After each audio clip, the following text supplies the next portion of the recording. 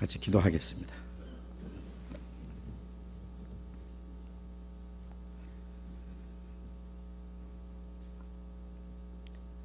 자비로우신 우리 아버지 하나님, 우리가 하나님을 멀리 떠나 이뤄졌을 때에 우리를 찾아주시고 우리의 악한 행실로 하나님과 원수가 되었을 때에 주 예수님께서 우리를 대신해서 죽으시고 흘리신 피로 우리의 죄를 영원히 씻어주심으로 하나님과 화목케 하시고 허물과 죄로 죽었던 저희 영혼을 살려주시고 영원한 하나님 나라에 들어갈 수 있는 영광스러운 소망을 주신 그 크신 은혜를 인하여 감사를 드립니다.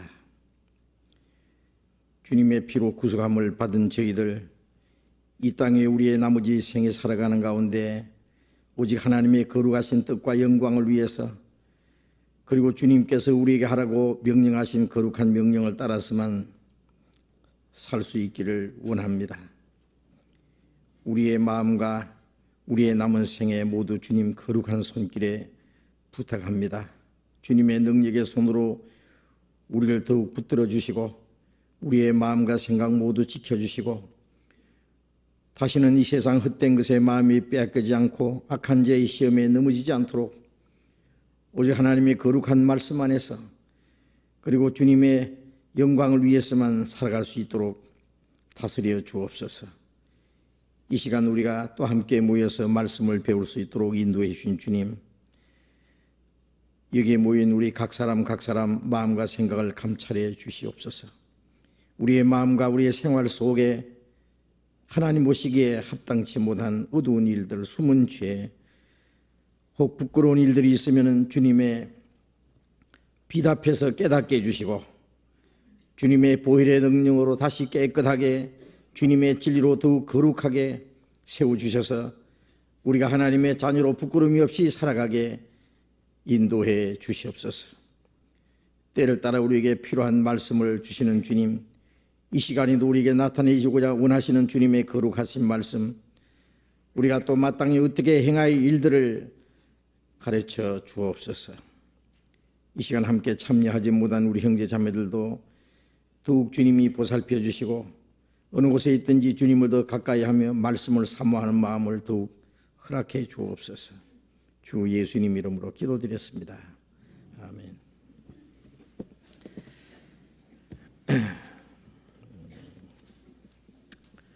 먼저 질문이 몇 가지 지금 들어왔는데 질문을 받도록 하겠습니다.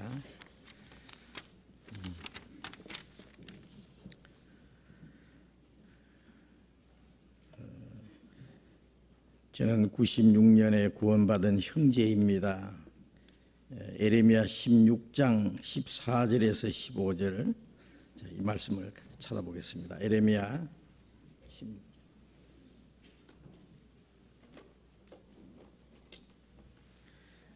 16장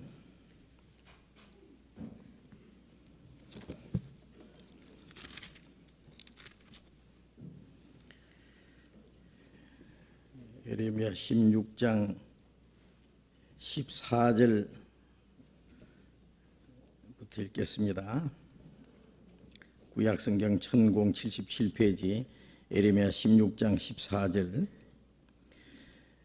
여호와께서 가라사대 그러나 보라 날이 이르리니 다시는 이스라엘 자손을 애굽 땅에서 인도하여 내신 여호와의 사심으로 맹세하지 아니하고 이스라엘 자손을 북방 땅과 그 모든 쫓겨났던 나라에서 인도하여 내신 여호와의 사심으로 맹세하리라. 내가 그들을 그 열조에게 준 그들의 땅으로 인도하여 드리리라. 이 말씀에서 애굽 땅에서 인도하여 내신 여호와와 북방 땅과 그 모든 쫓겨났던 나라에서 인도하여 내신 여호와는 어떤 차이가 있습니까? 이런 질문입니다. 얼른 보면은 조금 이해가 안 되는 말씀 같은데 하나님이 예레미야를 통해서 그 당시 이스라엘 백성들에게 하신 말씀인데 하나님께서 그들에게 말씀하시기를 보라 날이 이르리니 그랬어요. 어떤 때가 되면은 다시는 이스라엘 자손을 애굽 땅에서 인도하여 내신 여호와의 사심으로 맹세하지 아니하고, 이스라엘 백성들이 그들의 하나님을 얘기할 때 항상 애굽 땅에서 인도하여 내신 여호와 이렇게 말했습니다. 하나님께서도 이스라엘 백성들에게 나는 너희를 애굽 땅에서 인도해낸 너희 하나님 여호와라 그렇게 말씀하신 일이 이제 여러 번 있습니다. 그런데 날이 이르면은 다시는 그들이 말하기를 이스라엘 자손을 애굽 땅에서 인도해낸 여호와의 사심으로 맹세하지 아니하고, 그들이 하나님의 이름으로 맹세를 하는 일이 있는데, 이제 이스라엘 자손을 북방 땅과 그 모든 쫓겨난 나라에서 인도하여 내신 여호와의 사심으로 맹세하리라. 이제 이렇게 말씀하셨는데, 애굽 땅에서 인도해 내신 여호와하고 북방 땅과 그 모든 쫓겨났던 나라에서 인도해 내신 여호와는 무슨 차이가 있느냐, 그런 질문입니다. 무슨 차이가 있을까요? 하나님은 같은 하나님인데, 이 말씀은 애굽 땅에서 그들을 인도해 내신 여호와는 그 옛날 조상들, 이스라엘 민족을 애굽에서 인도해 내신 것은 기원전 약 1500년 경이었죠. 그리고 지금 에레미야를 통해서 이 말씀을 하실 때는 기원전 약 600년 경입니다. 그러니까 약 이스라엘 민족을 애굽에서 인도해 내신 것은 그때로부터 약 900년 전 있었던 일입니다. 애굽에서 인도해 내신 여호와의 사심으로 맹세하지 아니하고, 그 말씀은 옛날 그 조상들을 애굽에서 인도해 내신 조상들에게 나타나신 하나님으로 맹세하지 아니하고 그랬어요. 이스라엘 민족을 애굽에서 인도해 내신 그 하나님, 그 옛날 하나님이 아니고 이제 바로 예레미야 시대에 살아있는 이스라엘 백성들에게 하나님의 능력을 나타내시겠다, 그 말씀입니다. 이스라엘 백성들은 그 옛날 하나님, 그 조상들을 애굽에서 인도해 내신 하나님, 아주 멀리 느껴지는 그 하나님으로 생각을 했고, 그래서 이스라엘 백성들은 마음도 하나님과 멀리 느껴지고 하나님의 말씀에 불순종하는 그런 일을 했습니다. 그래서 이 예레미야 시대에는 예레미야 5장 1절에 보면은 예루살렘 거리, 그 넓은 거리에서 쳐다보고 알라, 만일 공의를 행하며 진리를 구하는 사람을 한 사람만 찾으면 이 내가 이 성을 사하리라. 하나님께서 이스라엘 민족이 우상을 숭배하고 율법을 범한 죄로 이제 바벨론을 들어서 이스라엘을 쳐서 멸망을 시키고, 솔로몬이 지어놓은 성전을 다 불질러 버리고 몽땅 바벨론에 이제 포로로 잡아가시기 직전이었습니다. 만일 예루살렘 안에 공의를 행하며 진리를 구하는 사람을 한 사람만 찾으면 내가 이 예루살렘을 용서하겠다, 즉 이스라엘을 용서하시겠다는 말씀입니다. 그런데 한 사람도 없어서 예루살렘이 망했고, 그로 인해서 그들이 바벨론에 포로 잡혀간 거예요. 그래서 이 예레미야 시대에는 이스라엘 백성들은 하나님을 멀리 떠나버린 거예요. 옛날 조상들에게 나타나셨던 하나님, 이제 자기들 현재 생활 속에 이스라엘을 다스리시는 하나님을 그들은 잊어버린 겁니다. 그래서 그 죄로 말미암아 하나님이 그들에게 진노하시고 그들에게 형벌을 내리시고, 그러나 그들을 하나님이 영원히 버리시는 게 아니고 바벨론에 포로 잡혀가지만은 70년 후에 다시 그 바벨론 포로된 땅에서 이스라엘 땅에 돌아오게 하리라고 약속을 하셨어요. 그래서 그들이 범한 죄로 말미암아 하나님이 그들을 징계하시고, 그러나 하나님이 그들을 영원히 버리는 것은 아니고 다시 그 바벨론 땅에서, 바벨론뿐 아니라 쫓겨났던 여러 땅에서 다시 돌아오게 함으로써 그 하나님이 그들 가운데 살아 계신다는 것을 그들에게 알게 하실 필요가 있었습니다. 하나님이 이스라엘 민족을 애굽에다가 집어넣고 400년 동안 종노를 하게 하고, 그리고 애굽을 치고 거기서 끌어내신 것은 신명기 4장에 있는 말씀대로 이 세상에 많은 신이 있지만 그 중에 어떤 신이 이런 이적과 표적과 능력을 행해서 한 민족을 다른 민족에서 인도해낸 일이 있느냐? 어떤 이방인들이 섬기는 우상이나 신들 중에 그런 능력을 행한 신은 없다고 말씀해요. 그런데 하나님이 이스라엘 민족을 애굽에서 능력의 손으로 이끌어내시고 홍해를 통과하게 하고 가나안 땅을 정복해서 그 땅에 들어가게 하신 것은 여호와만 하나님이시요 그 외에 다른 신이 없다는 것을 이스라엘 백성들에게 알게 하기 위함이라고 했어요. 그래서 그런 이적을 그들에게 보여주셨습니다. 이제 이스라엘 민족들이 하나님을 떠났기 때문에 그들에게 하나님이 진노하시고 형벌을 내리시는 동시에 또 한 번 그들에게 하나님의 능력을 보여주실 필요가 있었습니다. 그래서 이번에는 바벨론에 포로 잡혀가게 하고 70년 동안 거기서 포로 생활을 하다가 70년이 차면은 다시 이스라엘 땅으로 돌아오게 하리라고 약속하신 거예요. 이 말씀하실 때는 아직 바벨론에 포로 잡혀가기 전이었습니다. 얼마 후에 바로 예레미야 시대 때 전부 바벨론으로 잡아간 거예요. 그래서 70년 후에 다시 이스라엘 민족을 이스라엘 땅에 돌아오게 하는 것은 바로 하나님의 능력입니다. 그 당시에 바벨론은 세계에서 가장 강대한 세력을 가졌던 나라입니다.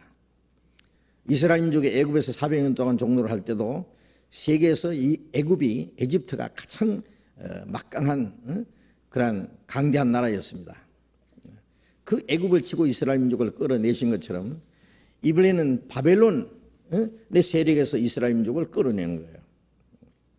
이스라엘 민족을 포로로 잡아갔던 바벨론 제국을 망하게 하고, 그리고 그 메대와 파사왕 시대 때 이스라엘 민족을 거기서 끌어냈거든요. 이스라엘 땅으로 돌아가게 했습니다. 그래서 그들이 살아 있을 때에 그들에게 나타나시는 하나님의 능력을 보고 그들이 믿게 될 것이다, 그런 뜻입니다. 그래서 그 옛날 이스라엘 조상들에게 나타났던 하나님이 아니고 바로 너희들이 하나님의 능력을 보게 될 것이다. 보라, 날이 이르니, 날이 무슨 날입니까? 이스라엘 민족을 바벨론에서 끌어내시는 그 날을 말합니다. 그래서 너희 자손을 북방 땅에, 그 당시에 북방이라고 하는 것은 바벨론입니다. 바벨론. 지금은 이라크입니다.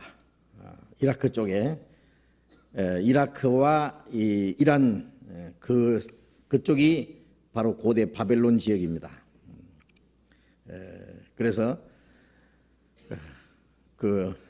지금 정확하게 말하면 이제 이라크가 옛날 바벨로니아 제국이고 옛날 바벨탑을 쌓던 바로 거기입니다.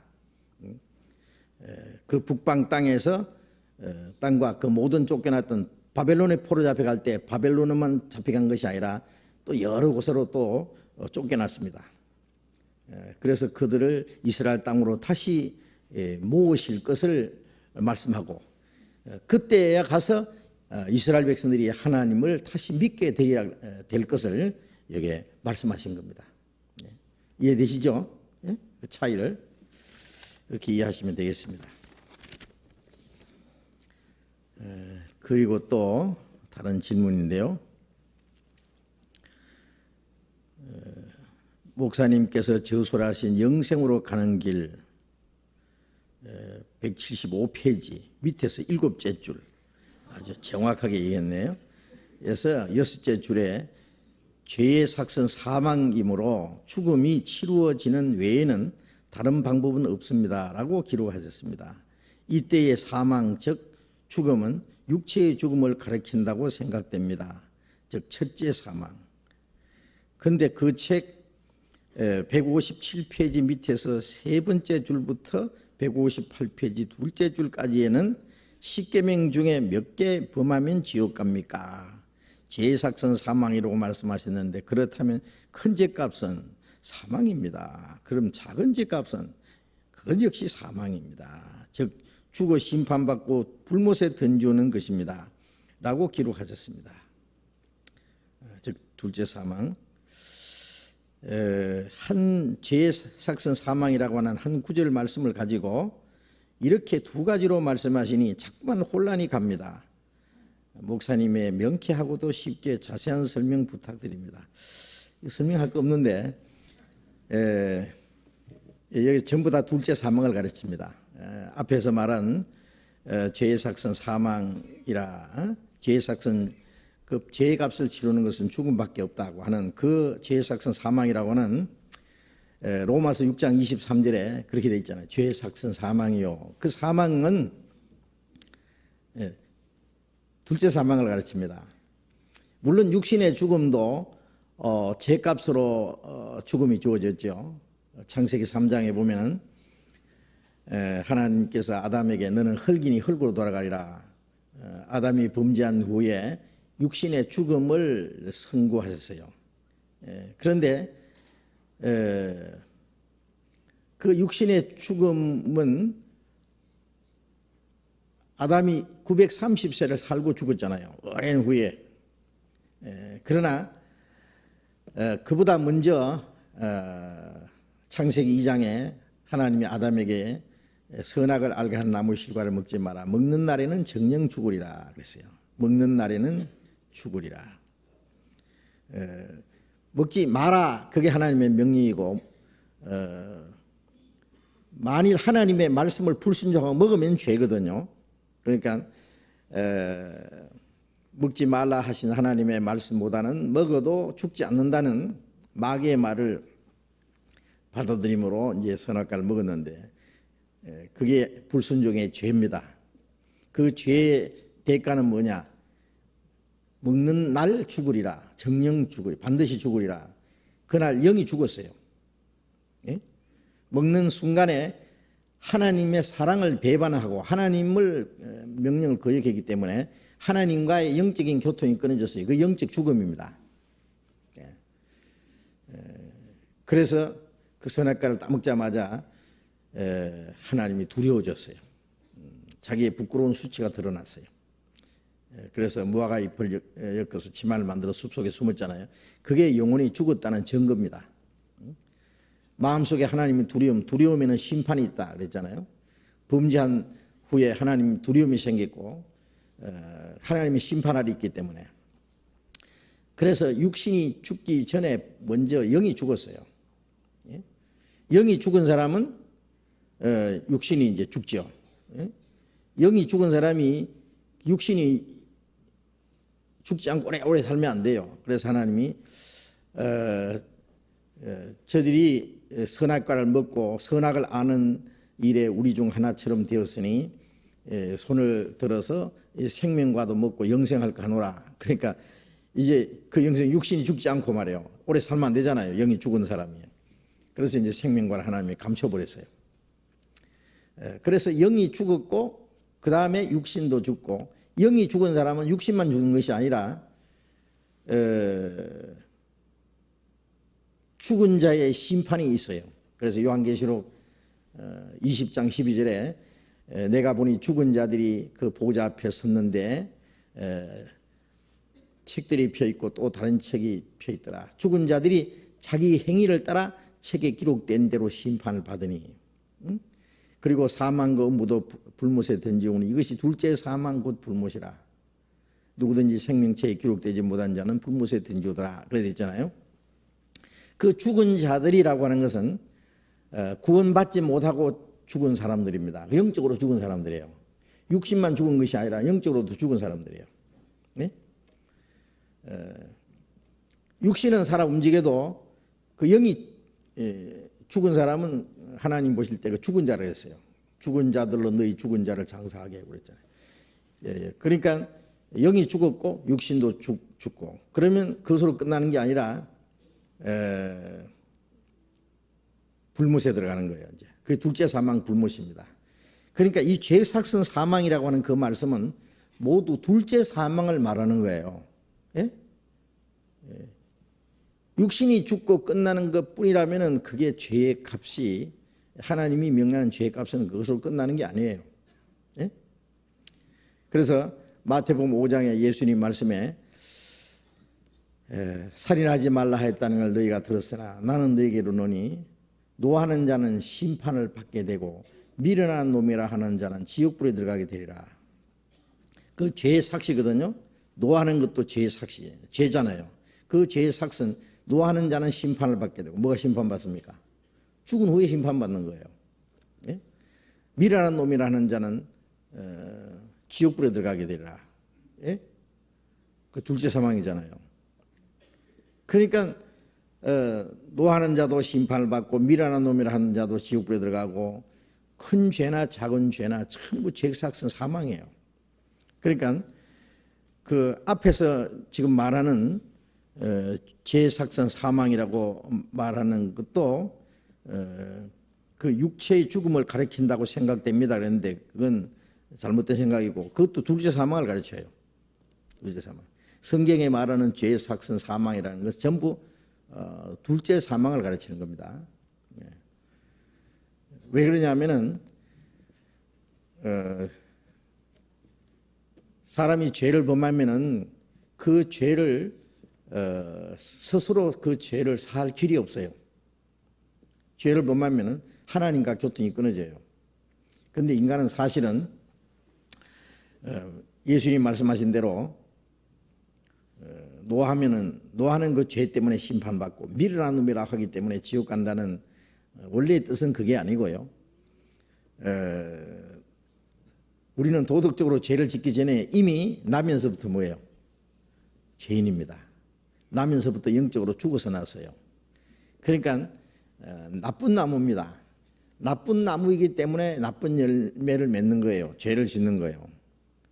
그러니까 이 죄를 짓는다고 하는 것은 벌써 죄인이라고 하는 것을 증거하는 거예요. 그러니까 노하기 때문에 심판받고 미련한 놈이라 하기 때문에 지옥 가는 것이 아니라 죄인이기 때문에 노하고 죄인이기 때문에 미련한 놈이라고 하고 죄인이기 때문에 살인도 하고 간음도 하고 덕질도 하고 그래서 그건 죄의 그 결과다 그겁니다. 죄의 열매다 그거예요. 그래서 그 전도서 7장 20절에 선을 행하고 죄를 짓지 않는 의인은 세상에 아주 없나이라. 의인은 선을 행한다고 의인이 아니고 선을 행할 뿐 아니라 죄가 도무지 없어야 의인인데 그런 의인은 없다 그 말이에요. 나면서부터 다 죄인이기 때문에. 그래서 그 사람이 범죄하는 것은 자신이 하나님 앞에 죄인이라는 것을 나타내는 거고. 그래서 그 사람은 죄를 짓지 않고 천국에 간다든지 선한 일을 행함으로 천국 갈 사람 한 사람도 없다. 그러면 그 죄의 대가는 뭐냐? 전부 지옥입니다. 그러니까 여기 성경에서 말하는 그 죄삭선 사망이라는 것은 전부 둘째 사망 불못을 가르치는 거예요. 그러니까 예수님이 십자가에 죽으심으로 예수님의 죽음으로 우리의 죄값을 지불해 주셨잖아요. 만일 예수님이 우리 죄값을 대신 지불해 주시지 아니하면은 한 사람도 그 멸망을 피할 수가 없는 겁니다. 예수님의 피밖에는 죄를 살 길이 없어요. 그래서 죄삭선, 큰 죄값이나 작은 죄값이나 전부 둘째 사망 불못을 가르치고 예수님이 그 죄값을 지불하신 것은 바로 그 지옥 갈 죄값을 지불한 걸 말하는 거예요. 이제 사람들이 지옥 가는 원인은 자기가 지은 죄 때문에 지옥 가는 게 아니고 무슨 죄 때문에요? 예? 믿지 않는 죄. 그것은 예수님의 피로도 살 수 없는 죄예요. 그건 불신의 죄예요. 예. 예수님의 피를 믿지 않는 그 죄는 살 길이 없다 그랬습니다. 그것은 그 자기를 거룩하게 하신 언약의 피를 부정한 것을 여기고 또 하나님을 거짓말하는 자로 만드는 것이라 그랬어요. 그 죄는 도덕적인 죄가 아니죠. 그 죄는 용서받을 수가 없어요. 그래서 그렇게 이해를 하시고, 여기 성경에 말하는 죄 사망이라는 것은 둘째 사망을 가르치는 말씀입니다. 그리고 또 다른 질문입니다. 갈라디아서 3장 17절 말씀 한번 보겠습니다. 갈라디아서 3장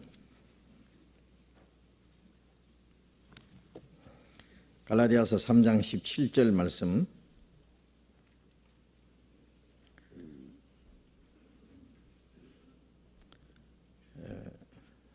내가 이것을 말하노니 하나님이 미리 정하신 언약을 430년 후에 생긴 율법이 없이 하지 못하여 그 약속을 헛되게 하지 못하리라. 이 말씀이 여기서 430년의 기한의 기준이 어떤 언약의 기준인지 궁금합니다. 이 430년의 기한의 기준이 어디서부터 어디까지이고 어떤 언약을 가르치는 것인지 그걸 질문한 것 같은데요. 17절에 내가 이것을 말하노니 하나님이 미리 정하신 언약을, 그랬으니까 미리 정하신 언약이 무엇인지 를 알려면 그 위에 앞에 있는 말씀을 좀 보셔야 되겠죠.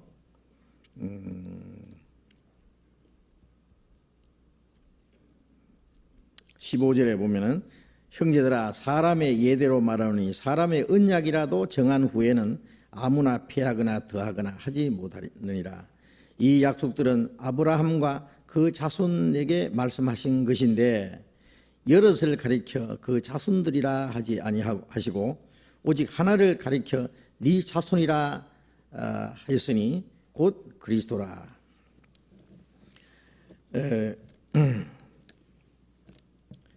아브라함에게 하신 하나님의 약속입니다. 하나님이 아브라함에게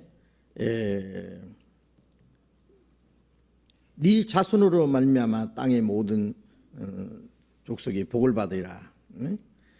그 자손이라고 말씀하죠. 자손들이라고 하지 않고 자손이라고 말씀하셨다. 그 자손이라고 하는 건 오직 곧 그리스도라. 아브라함의 자손에게서 그리스도가 나시고 그리스도로 말미암아 하나님의 축복이 모든 사람에게 주어질 것을 약속하신 겁니다.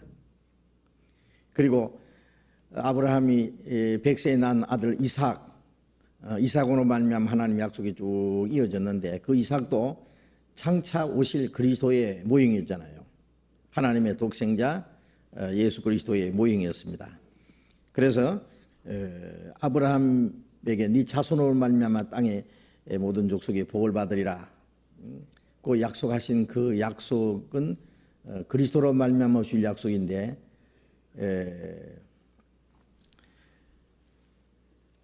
그 아브라함에게 하신 그 약속, 하나님이 미리 정하신 언약입니다.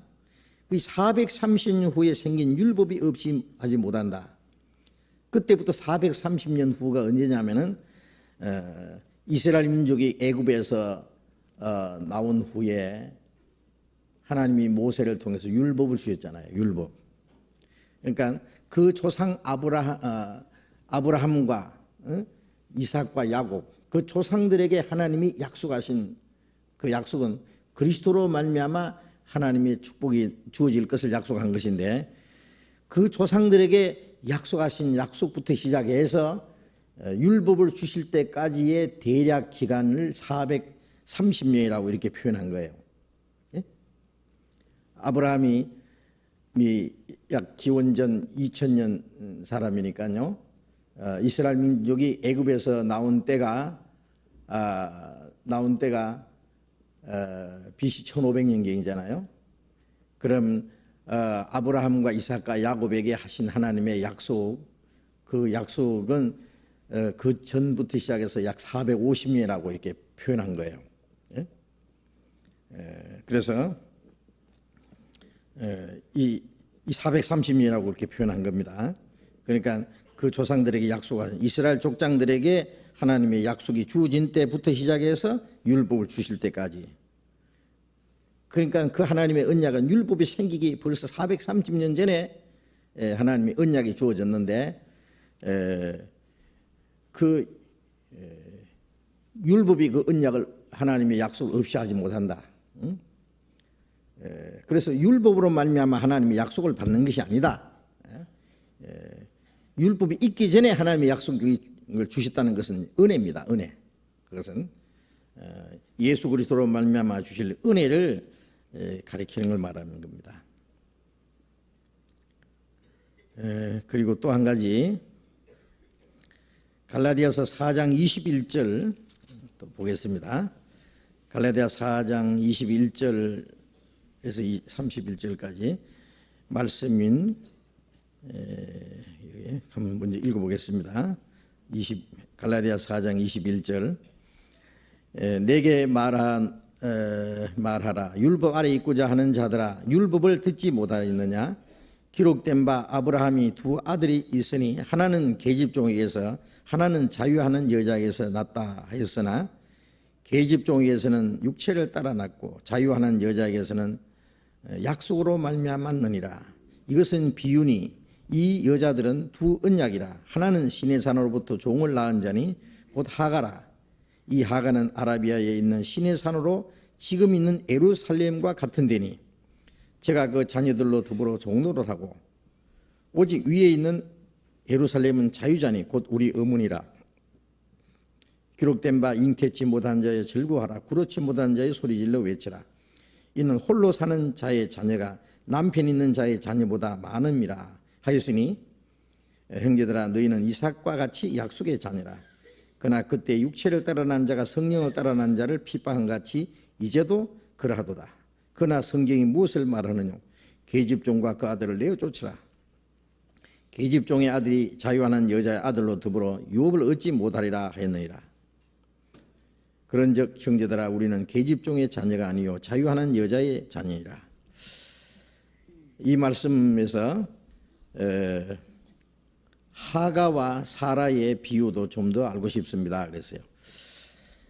자세히 설명하려면 이제 시간이 많이 걸리니까 간단하게 말씀드리면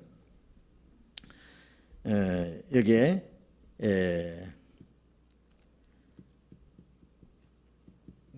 아브라함에게 두 아들이 있으니 하나는 계집종에게서 하나는 자유하는 여자에게서 났다. 그래요.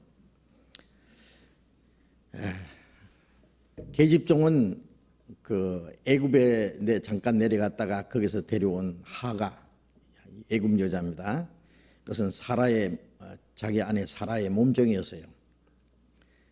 그런데 사라가 늙어서 아이를 낳지 못하기 때문에요. 이제 아브라함도 다 늙어서 이제 죽은 것 같고 사라도 이제 경수가 끊어지고 그래서 이제 아들을 얻기 위해서 그 사라가 자기 몸종 하가는 좀 더 젊으니까 아브라함에게 그 요즘 말로 말하면 씨바지로 준 거예요. 첩으로 줬어요. 거기에서 이스마엘이 태어났습니다. 그 이스마엘 자손이 현재 에집트,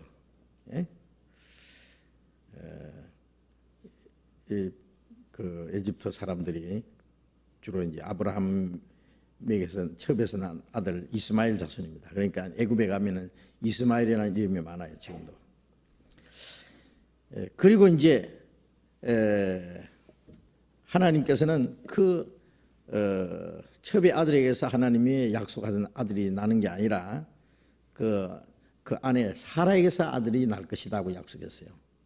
그래서 아브라함이 100세에 사라에게서 아들을 주셨어요. 그게 이삭이죠. 그 하나님의 약속은, 아브라함에게 하신 약속은 이삭으로 말미암아 주어질 것을 말씀했습니다. 그런데 이스마엘이 이제 훨씬 크죠. 이삭을 때렸어요. 한 집안에서 이제 싸움이 벌어졌어요. 그래서 그 사라가 아브라함에게 저 여종과 그 아들을 쫓아내라 그랬어요.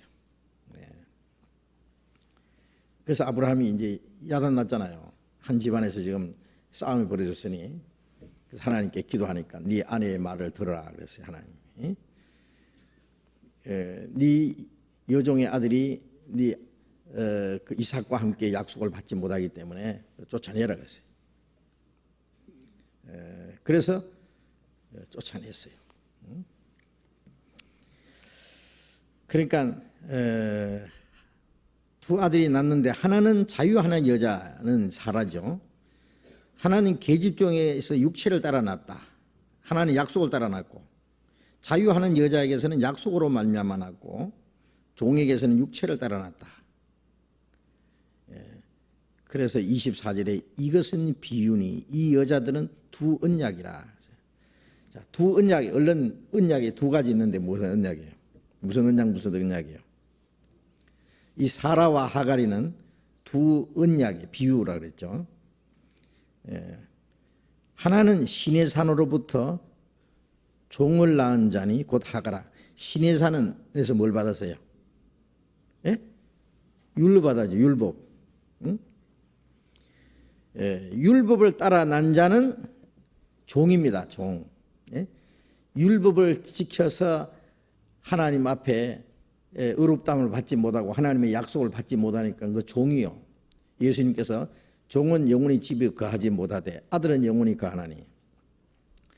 이것은 그 하가에서 난 아들은 율법을 쫓아서 날 자들의 모형이라 그랬어요.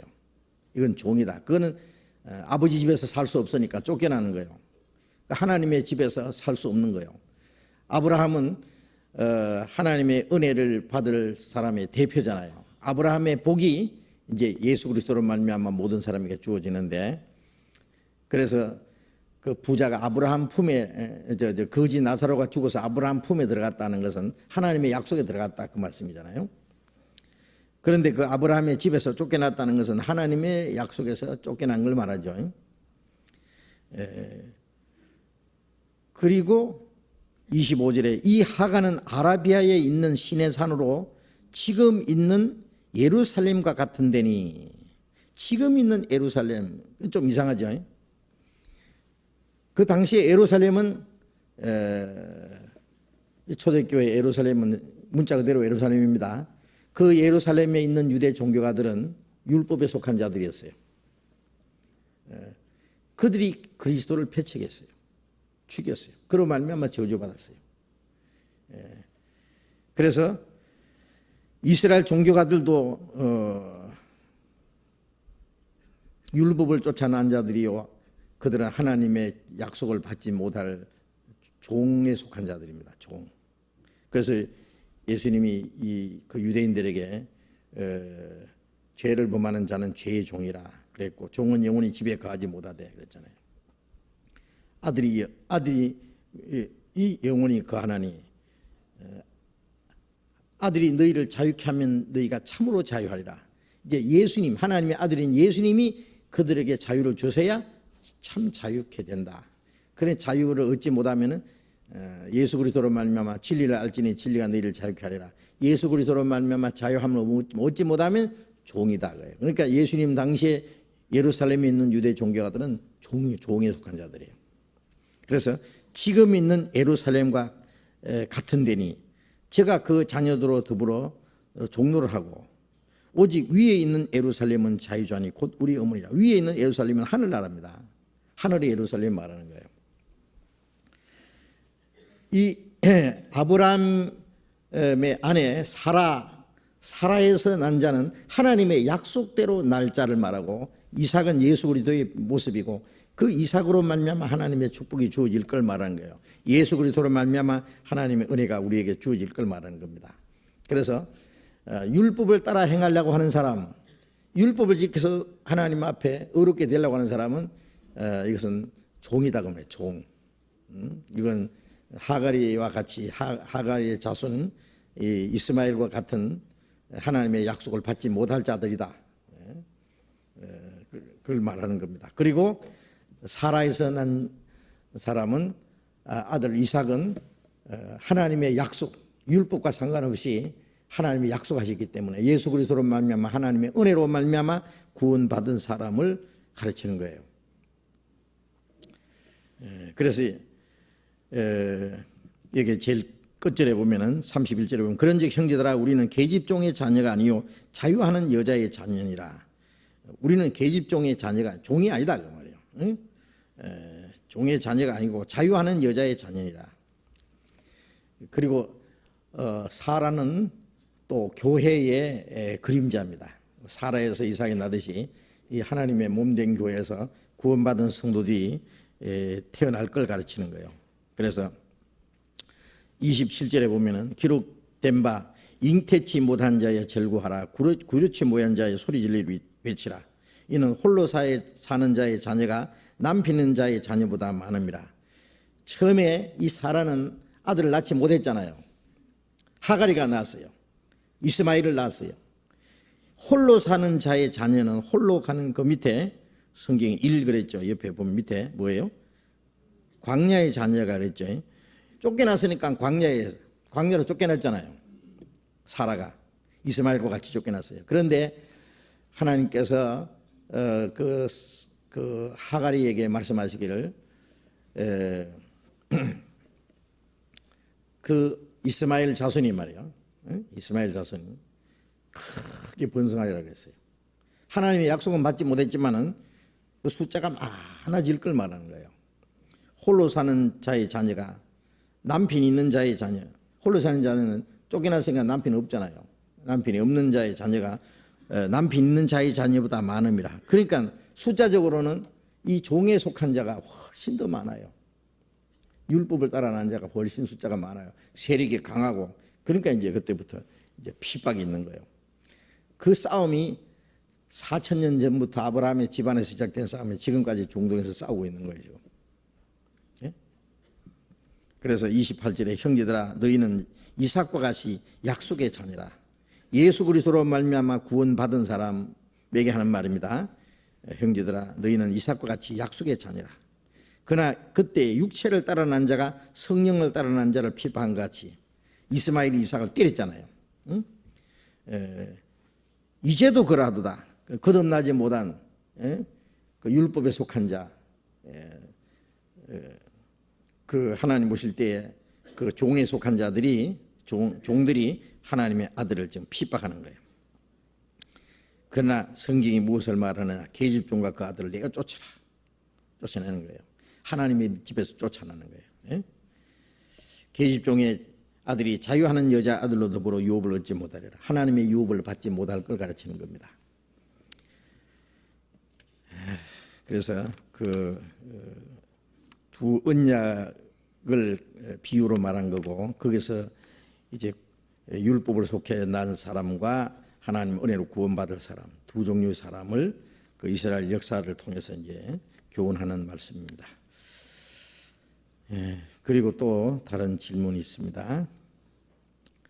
성경의 모든 기자들은 모두 유대인이라고 알고 있습니다. 그런데 교제를 하던 중 형제님들 중에 이방인도 있다라며 마가복음의 마가, 누가복음의 누가 등등 헬라식 이름과 또 여러 부분을 지적하며 이방인이다라고 얘기합니다.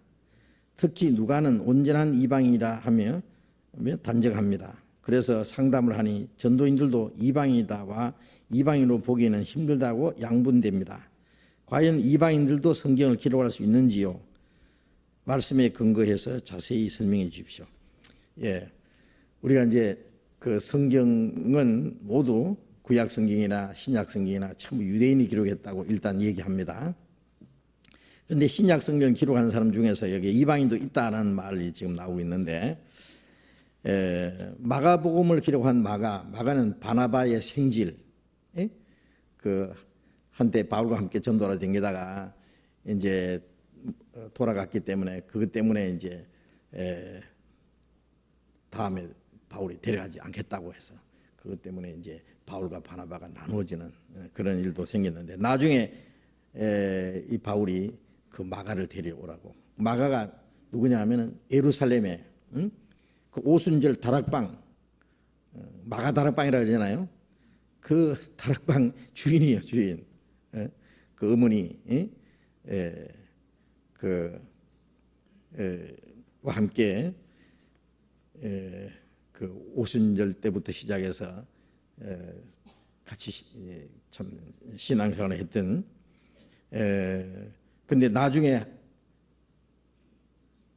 바울이 마가를 다시 데려오랬어요. 그런 내 일에 유익하다. 나중에 마가가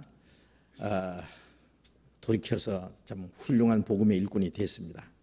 마가복음을 기록한 마가가 그 마가라고 그렇게 생각합니다. 그 마가가 이방인이라는 말은 없어요. 예? 그리고 이제 누가는 누구냐면 누가가 누구요? 예. 누가복음은 누가 기록했어요? 누가가 기록했어요. 사도행전은 누가 기록했어요? 예? 누가가 기록했어요. 누가 기록했냐? 누가가 기록했대. 예. 누가는 누가복음을 기록하고 사도행전을 기록한 사람인데 사도행전에 보면은 그 바울이 전도 여행을 쭉 하는 가운데 우리가라는 말이 계속 나와요. 우리가 어디로 갔다. 우리 그게 복수죠. 그 바울과 함께 동행한 사람들 있는데 그 중에는 이제 디모데도 바울과 함께 동행해서 전도하는 때도 있었고 그 외에 바울과 함께 전도한 사람인데 항상 바울과 함께 동행했던 사람 중에 한 사람이 누가입니다. 바로. 예? 누가는 의사예요. 그래서 의원 누가 그런데 그 누가 복음을 보면은 이방인들을 위해서 기록한 말씀으로 이렇게 생각되는데 그래서 누가는 이방인이 아니겠느냐 이렇게 이제 말을 해요. 그런데 누가가 이방인이었다는 그 확실한 그 어떤 성경의 표현은 없는 것 같은데요. 이방인일 수도 있다고 생각을 합니다. 이방인도 하나님의 약속이 들어오면은 신약 시대 와서는 이제 처음에 예수님이 그 부르신 모든 그 제자들은 전부 유대인입니다. 12 제자도 다 유대인이고 그래서 먼저 유대인들에게 그 예수님이 계실 때는 이방의 길로도 가지 말고 사마리아인의 고래 들어가지 말고 차라리 이스라엘 잃어버리냐고 가라. 예수님께서 33년 반 동안 역사하실 때도 가능하면 유대인들에게 말씀하시고 이방인도 물론 예수님이 말씀하시고 마지막에 이방인들도 예수님 말씀을 들은 것이 있지만은 주로 유대인들에게 이제 말씀을 전했어요. 예수님이 십자가 죽으시고 부활하신 다음에 유대인들이 그리스도를 배척함으로 그 복음이 빨리 이방인에 넘어가도록 되어 있어요. 처음에 첫째는 유대인이고 둘째는 이방이라 이래 되어 있어요. 그렇다고 해서 처음부터 이방인은 하나님의 약속에 참여하지 못한다 그런 건 아니에요. 그래서 누가는 처음부터 사도들과 함께 예수님 12 제자 중에 한 사람은 아니지만은 사도들과 함께 이 복음 전도에 참여한 사람이기 때문에 그가 혹 이방일지라도 그는 하나님의 은혜를 충만히 받을 수 있고 또 그렇다면 성경을 기록할 수 있다고도 생각해요. 그 신약 성경을 기록하는 사람들이 유대인이 아니면 안 된다는 그런 법은 없습니다. 먼저 하나님이 유대인을 택해서 말씀을 맡겼다. 그래서 구약 성경도 다 유대인에 의해서 기록되어 있고 또 신약 성경도 다 유대인에 대해서 통해서 기록했는데 그 중에 혹 한두 사람 이방인도 있을 수도 있는데 이방인이 있다고 해서 잘못된 건 없어요. 그러나 우리가 그게 확실치 않기 때문에 그냥 성경은 기록한 사람은 다 유태인이다 이렇게 우리가 표현을 합니다.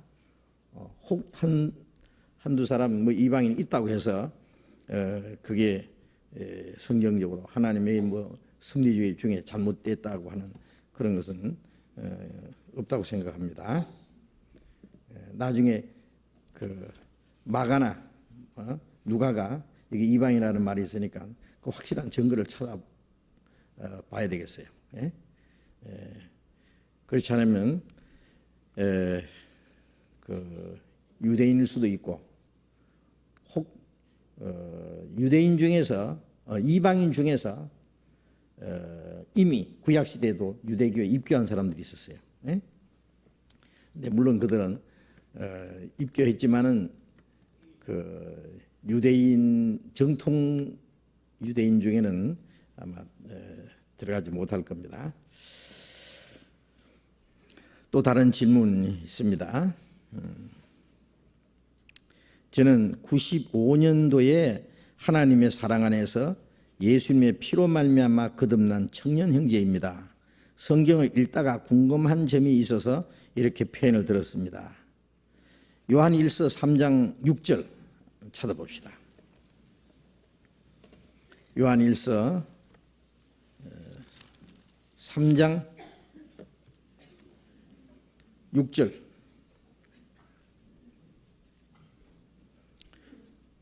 요한일서 3장 6절. 그 안에 거하는 자마다 범죄하지 아니하나니 범죄하는 자마다 그를 보지도 못하였고 그를 알지도 못하였느니라.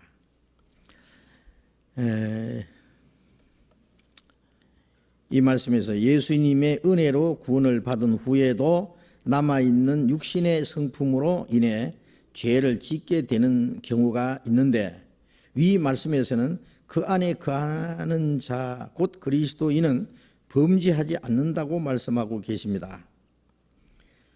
위 말씀을 어떻게 읽고 받아들여야 할지 명쾌한 답변을 부탁드립니다. 그래서요. 자, 이제 이런 말씀 때문에 많은 이제 혼란을 일으키고 이제 오해하는 사람들이 있는데, 그래서 이제 구원받은 사람은 결코 죄를 짓지 않는다는 그런 교리를 만들어요. 예? 구원받았습니까? 이제 물어보고, 예, 구원받았습니다. 구원받은 후에 죄를 짓지 않습니까? 그러면 구원받은 후에도 혹 죄를 짓는 수가 있죠. 그러면 그 구원은 잘못됐습니다. 응? 여기 구원받은 사람 그리스도 안에 있는 자 그 안에 거한 자마다 죄를 범치 않는다고 했는데, 응? 그럼 이제 그럼 어떻게 해야 되는 거예요? 구원 다시 받아야 되죠. 또 뭘 하나 더 깨달아야 되죠. 이래가지고 이제 그러면 뭐가 잘못됐는가 이제 혼란을 일으키는 사람들이 있는데, 이런 말씀들을 잘 이해를 잘 하셔야 됩니다. 그 다음에 보면 3장 9절에 같이 읽어봅시다. 하나님께로서 난 자마다 죄를 짓지 아니하나니 이는 하나님의 씨가 그 속에 거함이요 저도 범죄하지 못하는 것은 하나님께로서 났습니다. 자, 같은 말씀이죠. 하나님께로 난 자마다 죄를 짓지 아니하니, 하나님께로 난 자는 구원받은 사람이잖아요. 하나님께로 난 자, 그 요한복음 1장 12절에 영접하는 자 곧 그 이름을 믿는 자들에게 하나님의 자녀가 되는 권세를 주셨으니 이는 혈통으로나 육적으로나 사람의 뜻으로 나지 아니하고 오직 하나님께로 난 자들이니라. 자, 예수 그리스도를 영접함으로 하나님의 자녀가 된 사람은 하나님께로 난 자들이니라 그랬어요. 그런데 하나님께로 난 자마다 죄를 짓지 아니하나니 그랬어요. 이는 하나님의 씨가 그 속에 거하며 하나님의 씨, 하나님의 생명이 그 속에 거하며 저도 범죄하지 못하는 것은 하나님께로 났습니다. 자, 이 말씀 보면은 하나님께로 난 자는 죄를 짓지 않잖아요. 예? 그러면 구원받았다는 사람이 그럼 죄를 지으면 그 하나님께로 난 자요, 아니요? 예? 큰일 났네, 진짜. 그래서 이런 이 성경 한 구절만 보면은 이제 아주 혼란이 일어납니다. 야, 그러면 하나님께 난 자는 도무지 죄를 짓지 않아야 되는데. 예? 근데 요한일서 1장을 봅시다. 요한일서 1장. 요한일서 1장 9절 또 같이 읽읍시다. 만일 우리가 죄 없다 하면 스스로 속이고 또 진리가 1장 8절입니다. 같이 읽읍시다. 만일 우리가 죄 없다 하면 스스로 속이고 또 진리가 우리 속에 있지 아니할 것이요. 만일 우리가 우리 죄를 자백하면 저는 미쁘시고 의로우사 우리 죄를 사하시며 모든 불의의 수위를 깨끗게 하실 것이요. 또 10절에 똑같이 만일 우리가 범죄하지 아니하였다 하면 하나님을 거짓말하는 자로 만드는 것이니 또한 그의 말씀이 우리 속에 있지 아니하리라. 이 말씀하고 좀 다르죠? 이 말씀에 만일 우리가 죄 없다 하면 스스로 속이고, 우리가 누구를 가르쳐요? 구원받은 사람을 가르칠까요? 안 받은 사람을 가르칠까요? 예? 우물우물하시네. 예, 우리가 누구냐 하면은 요한일서 1장 3절에 보면은 우리가 보고 들은 바를 너희에게도 전하면 너희로 우리와 사귐이 있게 하려 하매니 우리의 사귐은 아버지와 그 아들 예수 그리스도와 함께합니다. 우리가 이것을 쓰면 우리의 기쁨이 충만케 하려 합니다. 우리와 사귐이 있게 합니다. 우리의 사귐은 이제 여기 우리라고 하는 것은 거듭난 그리스도인들입니다. 이 요한 1서를 기록하고 있는 사도 요한, 예수님이 12 제자 중에 그 사도 요한과 또 이제 구원받은 그리스도인들을 여기 합해서 우리라고 하는 겁니다. 우리의 사귐은 아버지와 그 아들 예수 그리스도와 함께합니다. 구원받은 이후에 신앙생활은 하나님과 예수 그리스도와 함께하는 사귐이잖아요. 사귐, 교제란 말이나 사귐이란 말이 같은 말입니다. 이제 교제를 하는 건데 이 교제에 이제 문제가 생길 수가 있어요. 이 교제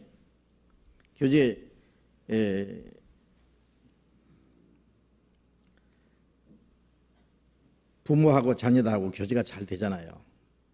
남편하고 아내하고 교제가 되잖아요. 근데 가끔 교제가 이제 문제가 생길 때가 있어요. 예? 서로 마음에 문제가 생겨요. 예? 또 누가 잘못해요. 예. 남편이 잘못하든 아내가 잘못하든 또 자녀가 잘못하면 부모님과 문제가 생겨요. 그 교제가 깨지는 거예요. 예. 우리 구원받은 후에도 하나님과 예수 그리스도와 구원받은 성도들과 이 교제가 잘 돼야 되는데 이 가끔 문제가 생겨요. 왜? 죄 때문에 그래요. 예? 그래서 여기에 6절에 보면은 우리가 하나님과 사귐이 있다 하고 어둠 가운데 행하면 거짓말하고 진리를 행치 아니하거니와. 하나님과 사귐이 있다 하고 어둠 가운데 행하면은, 어둠이라는 게 물론 죄를 가르치는 거예요. 하나님과 사귐이 있다면서 우리 마음에, 우리의 생활에 어둠이 있으면 하나님과 사귄다는 말이 거짓말이다. 예.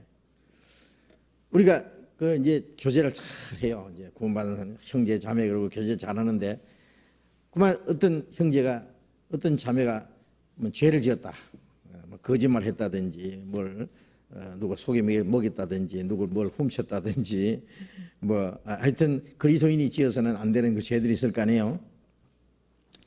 그러면 이제 교제가 안 돼요. 하나님과 교제가 안 돼요. 하나님과 교제가 안 되면 형제들끼리 교제도 안 돼요. 그럼 진짜 교제는 안 되는데 껍데기로 교제하는 척 하는 거예요. 그게 이제 속이는 거예요, 다. 예?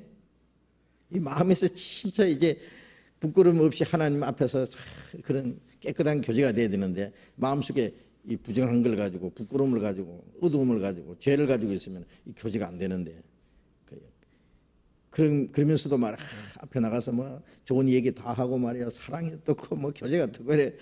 그거는요 자기 속이는 거예요. 아주 양심이 아주 철판을 깔고 하는 거예요. 그러면 안 됩니다. 그런 혹시 양심에 끄리낌이 있고 잘못된 게 있으면 빨리 그 하나님 앞에 그부터 해결하고 이 교제가 돼야 돼요. 그래서 이제 구원받은 사람의 우리 하나님과 교제하는 그 문제에 있어서 잘못될 수도 있단 말이에요. 도무지 잘못이 있을 수 없다는 말입니까? 이 내용이. 예? 예? 잘못이 있을 수 있다는 말이에요. 예. 그래서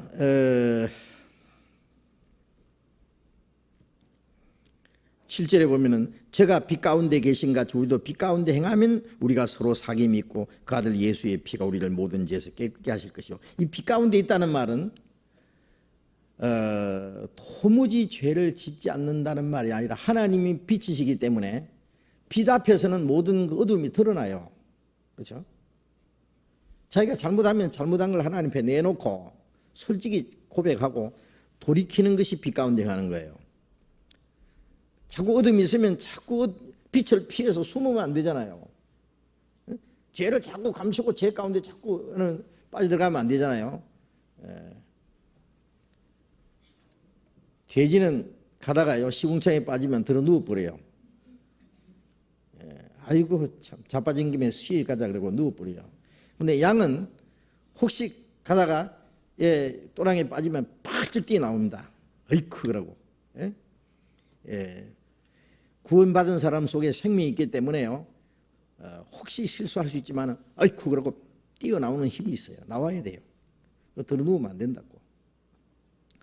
혹시 우리의 마음과 생활 속에 어둠이 들어오면 즉시 하나님 앞에 내놓고 돌이키고 고쳐야 돼요. 예? 그래서 책망을 받는 모든 것이 빛으로 나타나느니 빛의 열매는 착한 것, 의로움과 진실함이 있느니라. 에베소서 5장에 있는 말씀대로 우리가 빛 가운데 있을 때에는 잘못하면 그 책망을 받아요. 빛의 열매는 착함과 의로움과 진실함이라. 그 조그마한 양심도 속이면 안 됩니다. 제가 이제 잠깐 한 가지 얘기할까요? 혹시 말이요. 이게 이제 여러분들이 아파트에서나 혹시 주차장에서 여기 우리 교회 주차장도 될 수 있죠. 이제 주차장에서 차를 대다가 잘못해서 옆에 다른 차를 끌고 버렸다 하자. 어떻게 해야 돼요? 예? 뚜레뚜레 아무도 본 사람 없나? 아무도 본 사람 없으면 모르는 채 하고 그냥 착 끌키고 픽 찌그러졌는데도 모른 채 하고 가야 되겠어요? 어떻게 해야 되겠어요? 그리스도인이 어떻게 해야 돼요? 내가 그게 손해를 끼쳤는데 고칠 사람은 지금 돈을 얼마를 들여 고쳐야 될 판인데 지금 누가 그렇게 꼭 했느냐 하고 또 막 이제 문제도 생겨갈 텐데 그리스도인들은요 뭐 아파트에서나 어느 주차장에서나 뭐 어디에서든지 그런 일 있으면은요 모른 체 하고 도망갈 게 아니고 주인을 찾아야 돼요. 찾지 못할 때는 그거 다 써붙여요. 내가 이 실수해서 내가 이 차를 좀 끌었는데 대단히 죄송합니다. 연락처를 여기 써놓을 테니까 말씀하시면 제가 수리비를 보내드리겠습니다. 반드시 그렇게 써야 돼요. 아세요? 그리고 보상을 해줘야 돼요. 뭐 보상할 만한 것이 아니면은 아주 특별히 사과를 하든지. 그것이 당연합니다. 그게 조그마한 양심의 한 가지 양심의 끓이김도요. 그거 없도록 해야 되는 거예요. 그리스도인들은 하나님 앞에서나 사람 앞에서나 양심이 깨끗하게 살아야지 양심을 속이고 살면 안 되거든요. 그 얘기 나서니까 제가 생각이 하나 나네요. 우리 교회 형제 한 분이요. 그 주차장에서 진짜 차를 끌었대요. 아무도 본 사람도 없어요. 그런데 쪽지 하나 썼어요. 대단히 죄송합니다. 그러고 지금 여기 차주를 찾지 못해서 내가 이게 그냥 연락처만 드리고 가니까 연락을 해주시면 내가 꼭 고쳐드리겠습니다. 했는데 연락이 왔더래요. 만나자 그러대요. 큰일 났다 싶어서 이제 만났는데 그분이 뭐라고 하냐면 세상에 요즘에도 당신 같은 사람이 있어. 응? 우리 회사에 들어오라고 해가지고 아주 좋은 직장을 줬어요. 이 사람은. 진짜 있었던 일이에요. 이 높은 아주 회사의 높은 분인데요. 이 사람이 너무 진실하다고 느껴져 가지고 자기 회사에다가 좋은 자리에 취직을 시켜줬다고. 우리 형제예요. 그래서 그거 하나 그거 찬문 받았다가요 수지 맞았다고. 그 하나님의 축복이라고 생각해요. 예? 자, 예를 들면은 그런 적은 거 하나도 정말 양심 밝게 속이지 말고 그렇게 하는 것이 필요할 거예요. 그래서 우리는 항상 빛 가운데, 예? 잘못한 게 있으면 돌이키고, 예? 그렇게 하면은 또 우리가 사귐이 있고 그 아들 예수의 피가 우리를 모든 죄에서 깨끗게 하신다는 것은 이게 구원받은 이후에 짓는 죄를 말합니다. 이게 그 아들 예수의 피가 우리를 모든 죄에서 깨끗게 한다는, 이게 모든 죄라는 말이 이 사실 이 올바로 그 번역을 하려면은요 every sins라고 영어는요 낱낱의 죄라고 해야 됩니다. all sins가 아니고, 그러니까 모든 죄가 아니라 우리가 모든 죄는 사함 받았잖아요. 그런데 이제 우리가 구원받은 후에 짓는 죄들, 그것은 구원하고는 상관은 없고 하나님과 교제의 관계가 문제가 생기잖아요. 그래서 그걸 우리가 빛 앞에서 내놓고 자백하고 돌이키면은 예수님의 피가 그 깨끗게 한다. 만약 숨기면은, 어두운 가운데 계속 숨기면은 용서를 못 받는 거예요. 용서 못 받는다는 것은 하나님과 사귐이 회복이 되지 않은 거예요, 교제가. 그래서 만일 우리가 죄 없다 하면은 스스로 속이고 그랬어요. 자, 어떤 사람 나는 구원받은 후에 도무지 죄가 없다 그러면 그 진짜 거짓말이에요. 구원받은 후에 죄가 도무지 없어요? 미운 마음도 없고 시기하는 마음도 없고 욕심도 없고 거짓말도 한 번도 안 하고 실수하는 일도 한 번도 없고, 예? 그래요? 우리가 구원을 받았지만은 우리 속에 옛 성품이 있어요. 예? 아직도 변화되지 않는 옛 성품이 있어요. 구원받자마자 그것이 다 싹 없어졌으면 참 좋겠는데 아니, 그대로 남아 있어요. 그럼 뭐가 다르냐? 남아 있는데 뭐가 다르냐 하면은 하나님의 생명이 속에 들어와 있어요. 하나님의 씨가. 그래서 그 로마서 7장에 내 속에 속 사람은 하나님의 법을 절거하되, 속 사람은 구원받은 영입니다. 내 속에 다른 법이, 지체 속에 다른 법이 뭐냐면은 옛 성품입니다. 죄 짓고자 하는 옛 성품입니다. 좋은 걸 보면은 남의 거라도 욕심이 나잖아요. 탐심이 나고, 예? 저쪽에서 욕하면 나도 한마디 욕하고, 저 사람 미워하면 나도 미워하고, 그게 뭐냐면 죄의 법이에요. 죄의 법. 예? 그게 옛 성품이거든요. 예? 그래서 내 속에 다른 이 법이 내 마음의 법과 싸워서 나를, 예? 죄의 법 아래로 사로잡아오는 걸 보는도다. 오라 공고한 자로다. 이 사망의 몸에서 누가 나를 건져내랴. 바울 사도도 그렇게 말했어요. 그건 바울 사도뿐 아니라 모든 그리스도인들의 그 고백이에요. 예? 우리가 구원받은 후에 주님 뜻대로 살고자 하는 그것이 우리의 속 사람이에요. 속 사람. 예. 그래서 아까 요한일서 3장에 하나님께로 난 자마다 죄를 짓지 않는다는, 그 죄를 짓지 않는 건 뭐냐면 거듭난 그리스도의 영은 죄를 짓지 않는 영이에요. 그걸 말하는 거예요. 하나님의 씨가 그 속에 거하며. 그러니까 바울 사도가 이제 내가 원하는 선을 행치 않고 원치 않는 악을 행한다. 이건 뭐냐? 내가 아니요 내 안에 거하는 죄인이라 그랬어요. 구원받은 나는 죄를 짓지 않는다. 근데 죄를 짓는 건 뭐냐? 이거는 내 속에 거하는 죄의 성품이다. 그러니까 내 안에 내가 있고 내 아닌 다른 내가 또 하나 있는 거예요. 옛 성품이 또 하나 있는 거예요. 예? 이 둘이 싸우는 거예요. 그러니까 하나님께로 난 자마다 죄를 짓지 않는다. 그것은 거듭난 그리스도의 영, 그 거듭난 사람은 죄를 짓지 않는 영이고, 참으로 구원받은 사람은 죄 가운데 계속적으로 죄를 짓지 않는다. 하나님께는 난 자마다 죄를 짓지 않는다. 그 말은 상습적으로 죄를 짓지 않는 거예요. 쉽게 말하면 죄 가운데 계속 살지 않아요. 예? 혹시 죄를 지으면은 그 죄를 깨닫고 돌이키는 힘이 있어요. 돌이키는. 그래서요. 예. 그걸 말하는 것이지, 도무지 죄가 없다 그러면은 그건 거짓말이에요. 스스로 속이고 진리가 그 속에 있지 않아야 할 것이요. 왜 그러냐면은 진리가 있으면은 거짓이 드러나거든요. 그런데 죄를 짓고도 죄 없다 하면 그 속에 진리가 없다는 증거예요. 예. 구원받지 않은 사람은 죄를 죄로 여기지 않습니다. 예? 그래서 요한복음 8장 44절에 보면은 예수님이 유대 종교가들에게 너희는 너희 아비 마귀에게서 났으니 이는 너희 아비의 욕심을 너희도 행하고자 함이라. 저는 처음부터 살인한 자요 진리가 그 속에 없으므로 진리에 서지 못하고 거짓을 말할 때마다 제 것으로 말하는 이는 거짓말장에 거짓 아비가 되었습니다. 진리가 그 속에 없고 거짓을 말할 때마다 제 것으로 말한다는 말은 거짓이 제 것이라는 말은 거짓을 여기잖아요. 아주 거짓이 정상인 줄 알아요. 예? 그러니까 이 죄 지어도 뭐 죄로 여기지 않잖아요. 예? 그게 그 속에 하나님의 생명이 없다는 증거예요. 진리가 있는 사람은 거짓이 나타나면 진리 앞에서는 거짓이 딱 드러나잖아요. 빛이 있는 사람은 빛 앞에서 어둠이 드러나잖아요. 예? 하나님의 생명이 있으면은 하나님 앞에 죄가 즉시 드러나요. 죄를 죄로 인정해요.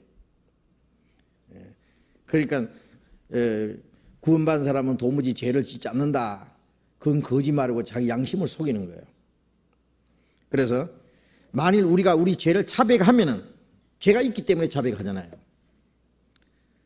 우리가 죄를 지으면 하나님 앞에 자백하고 자백하면 저는 미쁘시고 우러사 우리 죄를 사하시며 그래요. 그 하나님과의 교제가 회복돼요. 교제가. 또 모든 불의 수를 깨끗게 한다는 것은 죄를 지은 상처까지 하나님이 없애해 주세요. 예수님의 피로 구원받은 후에도 예수님의 피가 계속 필요하잖아요. 계속 우리가 예수님의 피로서 씻음 받고 그 하나님과의 교제가 회복되는 것도 하나님의 은혜예요. 은혜. 예수님의 피로서 계속 씻음 받고 그 다음에 진리로 요한복음 17장 17절에 저희를 진리로 거룩하게 하옵소서. 아버지의 말씀은 진리니이다. 우리가 옛 성품이 점점 이제 변화돼서 거룩해져야 되는데 그 하나님의 말씀으로 우리가 점점 거룩해지는 거예요. 예? 그래서 그리스도인이 죄를 지었을 때 그 죄인 줄 알고 철저히 돌이키면은 똑같은 죄를 더 이상 짓지 않도록 하나님이 도와주실 거예요. 그 마음까지 거룩하게 만들어줘요. 그래서 우리 죄를 사하시며 모든 불의의 수를 깨끗게 하신다는 것은 진리로 우리의 마음과 생활을 변화시켜 줄 걸 말하는 것입니다. 만일 우리가 범죄하지 아니하였다 하면은 하나님을 거짓말하는 자로 만드나니 구원받은 후에 죄가 도무지 없다고 하면은 하나님을 거짓말하는 자로 만드는 것이니 왜? 하나님은 우리에게 죄가 있다고 말씀합니다. 구원받은 후에도 죄를 지을 수 있다고 말합니다. 그렇기 때문에 구원받은 후에는 이제 뭘 해결하느냐 하면은 예수님의 피는 우리 죄를 영원히 사해 주셨고 구원받은 후에 우리 마음에 오신 성령 하나님의 영이고 우리에게 주신 하나님의 생명인데 그 영은 우리 마음 속에 있는 죄를 지을 수 있는 힘 있잖아요. 죄를 지을 수 있는 그걸 죄의 권세라 그래요. 그걸 없애줘요. 그걸 변화시켜 주는 거예요. 죄를 짓지 않도록 점점 만들어줘요. 그래서 신앙이 성장한다 그러잖아요. 영적으로 성장한다는 말은 옛 성품이 점점 변화되고 내 안에 그리스도의 성품이 점점 이루어져요. 그래서 어느 정도 그리스도의 성품이 이루어지면은 죄를 짓지 않고도 살 수 있을 거예요. 그렇다고 해서 미운 마음도 없고 욕심도 없고 아무것도 죄 지을 수 있는 마음이 하나도 없다. 그건 아니고 죄를 이길 수 있는 힘이 있어요. 네? 내 안에 예수님의 성품이 한 70%, 80% 되고 옛 성품이 한 20%, 30%만 남아있어도 이기죠. 줄 땡기게 하면. 그렇잖아요? 내 안에 주님의 힘이 더 크시니까. 그런데 내 안에 옛 성품이 한 70%, 80% 되고 아직 주님의 성품이 한 20%, 30%밖에 안 되면 이거는 육신의 세력에 끌려가는 거예요. 구원받았어도 육신이 더 강해요. 그래서 구원받았어도 구원 안 받은 사람처럼 육신에 끌려가는 사람이 있어요. 이거는 그리스도 안에서 어린 아이, 곧 육신에 속한 자라고 고린도전서 3장에 말씀했죠. 그래서 이 죄를 도무지 짓지 않는다는 말이 아니라 구원받은 사람도 죄를 지을 수 있어요. 이제 그 마음과 생활이 변화되어야 되는 겁니다. 죄를 지으면 하나님 앞에 자백하고 돌이키고, 그리고 옛 성품이 점점 변화돼서 이제 죄를 짓지 않도록 해야 돼요. 죄를 지어도 괜찮다는 얘기가 아닙니다. 그런데 그 안에 거하는 자마다 범죄하지 아니하나니 범죄하는 자마다 그를 보지 못하고 알지 못하였느니라. 이것은 그 하나님께로 받은 생명, 예수님 안에 있는 그 생명은 죄를 짓지 않는 생명이라는 걸 말하는 겁니다. 그래서 그 죄를 짓지 않는 그 하나님의 생명을 받았기 때문에 우리는 그 안에서 하나님의 말씀을 순종하는 생활을 해야 돼요. 순종하는 생활. 죄가 두 가지가 죄가 있잖아요. 우리 보면 하라는 말씀도 있고 하지 말라는 말씀도 있어요. 하지 말라는 것은 나쁜 짓입니다. 하지 말라는 것을 하는 것도 죄고, 하라고 하는 건 선한 거예요. 하라. 사람이 선을 행할 줄 알고도 행치 않는 건 죄인이라고 그랬잖아요. 그 선이 뭐예요? 하나님의 뜻이에요. 하나님이 하라고 명령하신 걸 안 한 것도 죄거든요. 그렇죠? 근데 사람들은 죄라 그러면 나쁜 짓 한 것만 죄인 줄 알아요. 거짓말하고 도둑질하고 미워하고 싸우고 하여튼 도덕적으로 나쁜 것, 부모 거역하고 이렇게 도덕적으로 나쁜 일 한 것만 죄인 줄 아는데, 그것도 죄지만은 우리가 적극적으로 하나님의 뜻대로 살지 못하는 것도 죄예요. 마땅히 우리가 하나님 앞에 순종해야 될 것 하지 않는 것도 죄입니다. 그래서 하나님의 뜻을 알고 선을 행할 줄 알고도 행치 않는 건 죄니라. 그건 그리스도인들이. 그래서 우리가 구원받은 후에 하라고 명령한 거 다 하느냐 말이에요. 못하잖아요. 못하면 죄지 뭐예요 그러면. 죄 없어요 그러면? 있잖아요. 그럼 점점 우리가 도덕적으로 나쁜 거 하지 않고, 그 다음에 이제 더 적극적으로 이제 하나님의 선한 일을 이제 해야 돼요. 점점 신앙이 성장해요. 그래서 점점 죄를 짓지 않는 생활을 실제로 하게 돼요. 그리고 원칙적으로 하나님의 생명은, 받은 그 생명은 죄를 짓지 않는 생명입니다. 이해할 수 있죠? 이 말씀을. 그래서 요한 1서에 똑같은 말씀이 두 가지가 있으니까 이걸 좀 잘 구별해서 그 이해를 하셔야 되겠습니다. 이제 다 했어요. 질문. 그러면은 이제 오늘도 사도행전을 조금 공부해 봅시다. 조금만 공부하겠습니다. 사도행전 13장.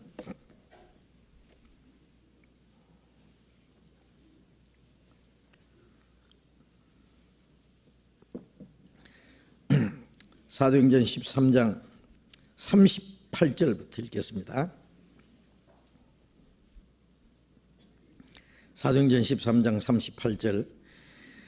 그러므로 형제들아, 너희가 알 것은 이 사람을 힘입어 죄 사함을 너희에게 전하는 이것이며, 또 모세의 율법으로 너희가 의롭다 하심을 얻지 못하던 모든 일에도 이 사람을 힘입어 믿는 자마다 의롭다 하심을 얻는 이것이라. 자, 먼저 이 말씀을 생각해 보겠습니다. 지난 시간에 말씀드린 대로 이 사도행전 13장은 바울 사도가 저기 비시디아 안디옥이라는 곳에 가서 이방인 회당에서 안식일에 유대인들에게 그 설교한 내용입니다. 네? 유대인들은 각 곳에다가 회당을 만들어 놓고, 그걸 시나고그라 그래요. 그 회당을 만들어 놓고 안식일마다 율법을 읽고 그 다음에 이제 성경을 가르치고 있어요. 그게 안식일에 유대인 회당에 들어가서 유대인들에게 지금 하나님의 말씀을 전하는데, 그 내용은 이스라엘 역사에 대해서 쭉 지금 이 얘기를 하면서 하나님이 그 조상들에게 약속하신 그리스도께서 오셨다. 그분이 바로 예수다. 여기 있는 유대인들은 아직도 예수 믿지 않는 사람들이에요. 예수는 메시아라고 믿지 않고 이단이라고 해서 그들이 십자가에다 못을 박아 죽였거든요. 예? 그래서 그 이스라엘 백성들이 십자가에 못 박아 죽인 그 예수가 바로 메시아다. 그걸 지금 증거하는 거예요. 이건 굉장히 놀라운 사건입니다. 그런데 그 증거를 아주 역사적으로 쭉 얘기하면서 하나님이 약속하신 메시아가 바로 예수님이라는 것을 아주 논리적으로 지금 증거하는 겁니다. 그리고 예수님이 오시기 전에 세류한이 먼저 와서 예수님을 증거했고, 또 예수님이 그리스도라는 증거는 예수님이 십자가에 죽으셨다가 사흘 만에 살아났다. 이스라엘 백성들이, 유대 종교가들이 예수님은 죄 없는 예수님을, 죄를 정치도 않고 빌라도에게 십자가 못 박아 죽여달라고 해서 그렇게 불법 재판을 해서 너희가 죽였다. 그런데 예수님은 사흘 만에 살아났다. 그것은 구약 성경에 약속된 대로 그리스도가 죽으실 것이 약속되어 있고, 그 다음에 성경대로 사흘 만에 다시 살아난 것이다. 그리고 살아나신 예수는 사라진 것이 아니라 40일 동안 많은 사람들에게 보였고, 어떨 때는 500여 명에 동시에 보였다. 그리고 그것은 또 이스라엘 백성들이 그렇게 존경하는 다윗이 시편에 예언한 그 말씀이 이루어졌는데, 다윗은 자기는 죽어서 육신이 썩어서 없어졌는데 다윗이 말하기를 주의 거룩한 자로 썩음을 당치 않게 하리라. 그리고 내가 그 하나님의 영광을 보고 절구하리라. 그리스도께서 오셔서 죽으시지만은 그 몸이 썩지 않을 걸, 즉 부활할 것을 다윗이 예언했다. 그리고 다윗이 그리스도의 부활을 믿음으로 자기는 소망을 가지고 절구했다. 다윗은 예수님이 오시기 약 1000년 전 사람이지만은 다윗은 하나의 선지자였다. 그는 그리스도께서 오실 것을 예언했고, 그리스도가 죽으시고 부활하실 것도 그는 미리 말했다. 자, 이걸 쭉 얘기하면서 바울 사도는 그 구약 성경을 가지고 예수님은 반드시 죽으셔야 되고, 메시아는, 그리고 부활하셔야만 그가 메시아가 된다. 그걸 아주 설득력 있게 지금 쭉 얘기를 했습니다. 그리고 이제 그 결론을 얘기하는 겁니다. 38절에 그러므로 형제들아 너희가 알 것은이라는 것은, 가장 중요한 것은 뭐냐면은 이 사람을 힘입어, 이 사람은 예수입니다. 이스라엘 백성들이 십자가에 못 박아 죽였지만은 하나님이 다시 살리신 그 예수 그리스도, 그 이 사람을 힘입어 죄 사함을 너희에게 전하는 것이다. 예수 그리스도로 말미암아 죄 사함을 받아야 된다 하는 걸 지금 증거하는 겁니다. 이스라엘 백성들은 자기들이 하나님의 택한 백성이라는 것을 자부하고, 그들은 하나님을 잘 공경하고 율법을 잘 지키고 있다고 자부합니다. 그러나 율법을 아무리 지키려고 노력하지만은 죄는 또 있다 그거예요. 죄가 없어야만 하나님 앞에 갈 수 있는데, 그럼 죄는 어떻게 하면 죄 사함 받느냐? 율법을 지킨다고 지은 죄가 없어지느냐? 아니다 그 말이에요. 율법을 지킨다고 죄가 없어지는 게 아니다. 그럼 죄는 어떻게 하면 사함 받느냐? 너희들이 죽인 예수 그리스도, 그 예수님을 힘입어서 죄 사함을 받아야 된다, 받는 것이다. 예수님의 십자가에 죽으시고 흘리신 그 피로만 죄 사함을 받는다. 하는 것을 여기 좀 강조를 하는 겁니다. 죄 사함이 없으면 구원이 없고, 구원을 받지 못하면 하늘나라 들어가지 못하는 거거든요. 예? 제일 중요한 것이 뭐냐면 죄 사함이잖아요. 죄 사함. 그런데 구약 율법에 레위기 17장 11절에 육체의 생명은 피에 있음이라 그노 피를 단에 뿌려 너희 죄를 위하여 속하게 하였나니 생명이 피에 있으므로 피가 죄를 속하느니라. 피가 죄를 속하느니라.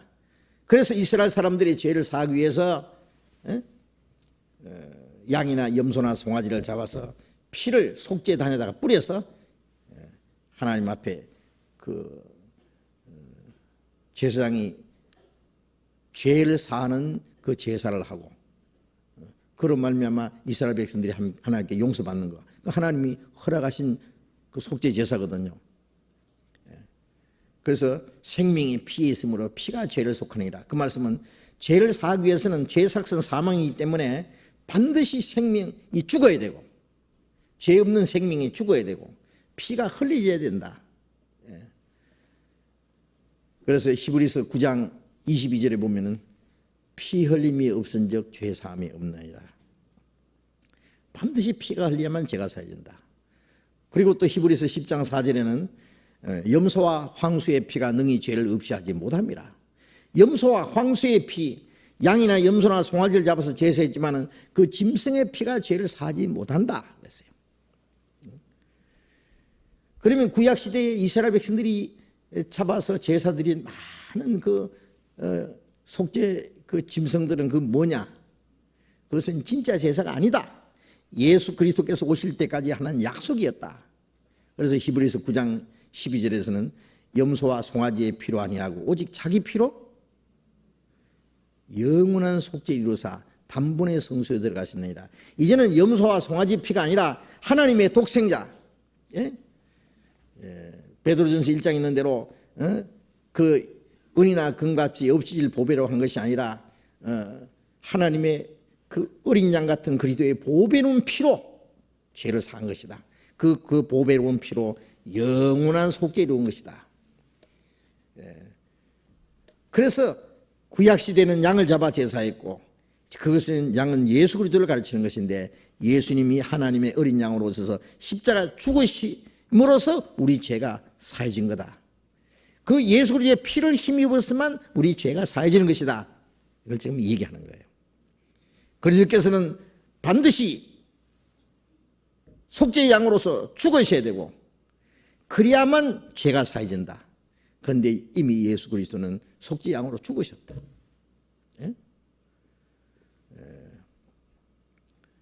우리는 다 양 같아서 그런 행하여 각기 죄를 갖거늘 여호와께서 우리 무리의 죄악을 그에게 담당시키시도다. 이사야서 53장 6절에 있는 대로 여호와께서 우리 무리의 죄악을 그에게 담당했고 그가 찔리고 상함으로 우리가 받아야 될 심판을 다 받았다. 이것을 지금 바울 사도는 이스라엘 백성들이 얘기하는 겁니다. 예수 그리스도로 말미암아만 죄 사함을 받는 거다. 에베소서 1장을 봅시다.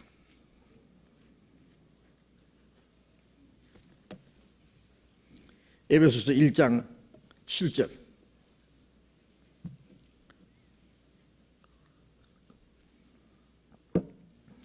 에베소서 1장 7절 같이 읽읍시다. 우리가 그리스도 안에서 그의 은혜의 풍성함을 따라 그의 피로 말미암아 구속 곧 제사함을 받았으니, 그리스도 안에서 그의 은혜의 풍성함을 따라 그의 피로 말미암아 구속 곧 제사함을 받았으니, 우리는 받을 것이 아니라 받았으니라고 믿습니다. 받았다고 믿어야 돼요. 죄 사해 주실 것을 믿으면 어떻게 돼요? 죄 사해 주실 것을 믿으면, 예? 천국 가요 못 가요? 구원해 주실 것을 믿으면, 예? 예? 나를 구원하실 이 예수밖에 없네. 구원하실 것을 믿으면 어떻게 돼요? 예? 천국 가요 지옥 가요? 구원하실 것을 믿으면 지옥이요. 죄 사해 주실 것을 믿으면 지옥이요. 우리는 사해 주실 걸 믿는 게 아니라 사해 주신 걸 믿어요. 사해 주신 거. 그 피로 속죄함 받았네. 에? 날 구원하실 예수입니까? 하신 예수입니까? 날 구원하신 예수를 영원히 찬송하겠네. 날 구원하신 예수를 반평생 찬송하겠네. 영원히 찬송하겠네. 영원히 구원하셨기 때문에. 예? 그러니까 어떤 사람이 그래요. 니언과 리얼 사이에서 천국과 지옥이 왔다 갔다 한대요. 하신 것을 믿으면 천국, 하실 것을 믿으면 지옥. 그게 사실 믿는 게 아니에요. 제 사해 주실 걸 믿는 건 앞으로 예수님 죽으실 걸 믿는 거예요. 그렇죠? 또 죽으란 말이에요? 예수님 한 번 죽어서 영원히 사해 주셨잖아요. 그래서 죄 사함을 받았으니입니다. 이거 참 중요한 거예요. 항상 사해 달라고 그래요. 사람들은 자꾸 사해 달라고. 예. 우리가 아까 말씀드린 대로 영원한 속죄를 받은 사람이 구원받은 후에 짓는 죄는 계속 사함받아야 돼요. 그것은 구원 문제가 아니고 하나님과 교제하는 문제죠. 그건 계속 사함받아야 돼요. 그건 딴 문제입니다. 예? 구원을 받지 않은 사람은 죄 자백해도 소용없어요. 그 근본적으로 구원받아야 되지. 사함받은 죄 지은 그거 뭐 무슨 죄만 사함받아도 되겠어요? 예? 그래서 오 할렐루야 주 예수 내 모든 죄 사함 받고 내 모든 죄 사함 받고입니다. 골로새서 1장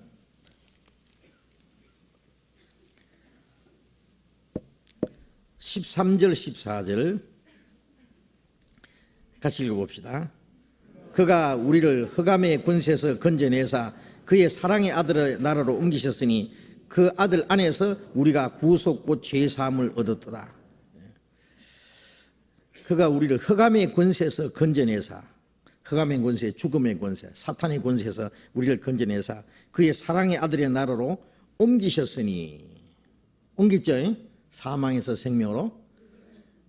앞으로 옮길 겁니까? 옮겼습니까? 옮겼습니다.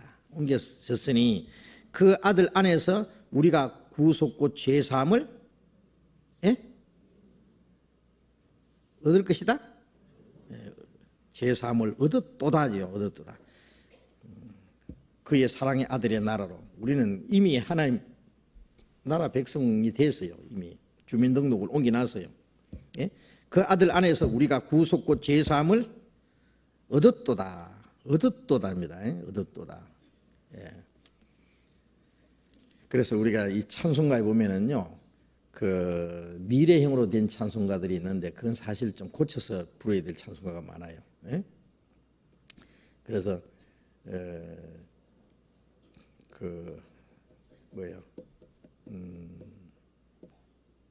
예수 믿는 것은 받은 증거 많도다. 그거보다 또 뭐더라? 있는데 그런 좀 그 미래형으로 미완성으로 된 것들 많아요. 그래서 죄사함을 얻었다, 구원을 얻었다. 이제 그걸 좀 고쳐서 부르어야 될 찬송가들이 많이 있습니다.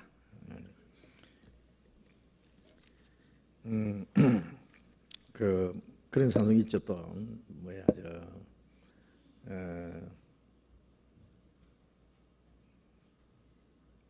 그런 생각이 안 나노 이제.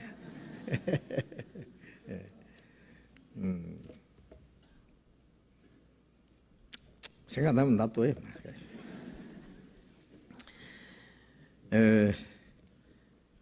사도행전 10장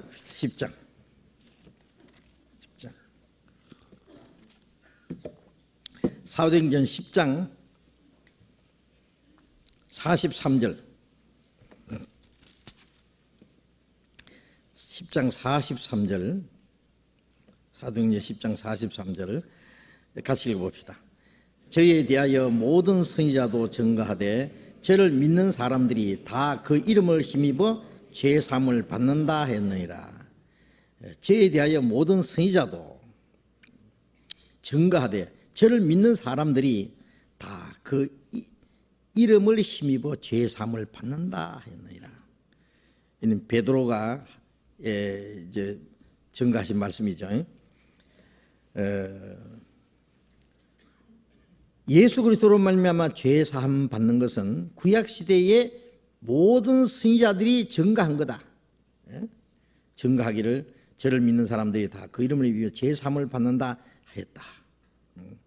그래서 그 예레미야 31장에도 34절에도 그 예수 그리스도 그 장차 오실 메시아로 말미암아 그들이 죄 사함 받을 것에 대해서 말씀하셨습니다. 자, 로마서 4장 25절을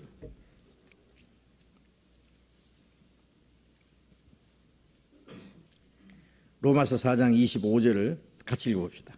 예수는 우리 범죄함을 위하여 내어줌이 되고 또한 우리를 의롭다 하심을 위하여 살아나셨느니라. 자, 우리가 믿는 것은 예수님의 죽음과 부활, 그것이 가장 중요하잖아요. 예수는 우리 범죄함을 위하여 죽는 데 내어줬다. 죄 없는 그분이 죽는 데 내어줬어요. 그래서 빌라도는 죄 없는 예수님을 십자가에 못 박히게 넘겨주니라 그랬잖아요. 죄 없는 그분을 십자가에 못 박히게 사형 집행하도록 넘겨줬어요. 그리고 그 살인 강도 바라바는 석방시켜줬어요. 마땅히 사형을 당해야 될 사람은 석방시켰고 죄 없는 예수님이 사형 판결 받았어요. 그것은 이 죄인하고 죽어야 될 죄인하고 운명을 바꾼 거예요. 그렇죠? 그래서 예수님은 우리 범죄함을 위하여 죽는 데 내어줬어요. 그로 말미암아 우리가 죄 사함 받았어요. 예수님의 죽음과 피 흘리심을 통해서 우리 죄가 사함 받고 또한 우리를 의롭다 하심을 위하여 살아나셨느니라. 예수님이 십자가에서 죽으신 것은 우리 죄를 사함이고 부활하신 것은 우리를 의롭다 하시기 위해서요. 예수님의 죽으심은 아담이 지은 죄의 그 마지막이에요. 예수님은 첫 아담은 죄를 지은 대표고 예수님 십자가 죽으신 예수님은 마지막 아담이고 예수님의 부활하신 건 둘째 아담으로 부활한 거예요. 새로운 시작이에요. 부활하신 예수님 이제 의인으로서 부활하셨잖아요.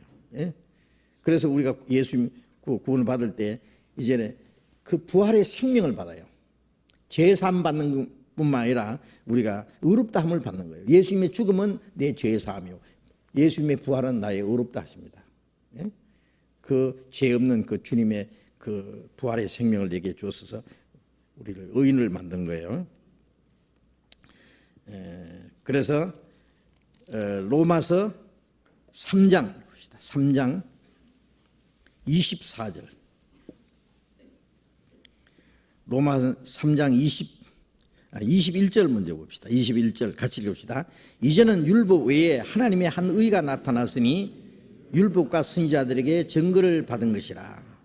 곧 예수 그리스도를 믿음으로 말미암아 모든 믿는 자에게 미치는 하나님의 의인이 차별이 없느니라. 이제는 율법 외에라는 말은 율법을 지켜서 의롭다 받는 것 말고 이제 하나님의 한 의가 나타났으니 하나님의 의가 나타났다. 율법과 선지자에게 증거를 받은 것이라. 구약의 율법과 선지자는 구약의 대표입니다. 그 예수 그리스도를 증거했는데 곧 예수 그리스도를 믿음으로 말미암아 모든 믿는 자에게 미치는 하나님의 의인이 이제는 율법의 행위로 의롭다함 받는 거 말고 믿음으로 말미암아 모든 믿는 자에게 미치는 하나님의 의인이 모든 믿는 자에게 주시는 하나님의 의인이 차별이 없느니라. 똑같이 주시니까. 우리가 태어날 때 아담 안에서 죄인으로 태어났기 때문에 죄를 짓든 안 짓든 우리가 무조건 죄인이잖아요. 차별이 없이. 이제 예수님을 믿으면은 우리가 의로운 거 상관없이 무조건 차별이 없이 뭐가 됐어요? 의인이 된 거예요. 의롭다함을 받았어요. 모든 믿는 자에게 미치는 하나님의 의인이 차별이 없나이다. 또 24절 같이 읽어봅시다. 그리스도 예수 안에 있는 구속으로 말미암아 하나님의 은혜로 값 없이 의롭다 하심을 얻은 자 되었느니라. 그리스도 예수 안에 있는 구속으로 말미암아 하나님의 은혜로 값 없이 의롭다 하심을 얻은 자 되었느니라. 값 없이 의롭다 하심을 얻었어요. 죄 사함 받았다는 말은 죄 하나도 안 지은 사람처럼 봐주는 거고, 의롭다 함이라는 건 뭐예요? 율법을 다 지킨 사람처럼, 아주 의로운 사람처럼 봐주는 거예요. 죄를 사해 준 거는 소극적이라면 의롭다는 건 더 적극적인 거예요. 그렇죠? 예. 죄 하나도 안 지었다는 거하고 안 지은 사람처럼 봐준다는 거하고 의로운 일을 한 사람처럼 봐준다는 거하고 다르잖아요. 예. 김일등병이 이제 감옥에 들어갔는데, 예? 종신형을 살 김일등병을 이제 대통령 특사로, 야, 김일등병 석방시켜줘라. 이제 석방돼 나왔어요. 전과자가 이제 석방돼 나왔어요. 석방된 전과자 하고, 자, 일등병 석방과 동시에 별 4개 달아줘라. 그럼 뭐예요? 그 사람 보고 누가 전과자라고 했어요? 아주 뭐 감옥에도 나오더니 막 장군이 돼가 나왔어요. 대장이 돼가지고. 네? 영광입니다. 그래서 죄 사함이라는 것은, 예? 우리를 멸망받지 않게 해주셨다는 말이고, 의롭다는 것은 천당에 들어가기에 당당한 의인으로 만들어준 거예요. 여기서요? 그래서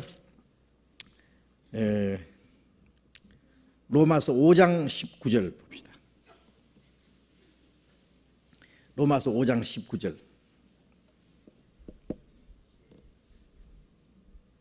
같이 읽어봅시다. 한 사람이 순종치 아니함으로 많은 사람이 죄인 된 것 같이 한 사람이 순종하심으로 많은 사람이 의인이 되리라. 한 사람이 순종치 아니함으로, 아담이 순종치 아니함으로 그 안에서 우리가 죄인이 된 것 같이, 꼭 같이 이제는 한 사람, 예수님이 순종하심으로 많은 사람이 의인이 되리라. 되리라는 것은 이제 그렇게 될 것을 말하는 것이, 우리는 의인이 됐어요, 안 됐어요? 우리는 의인이 됐어요. 네?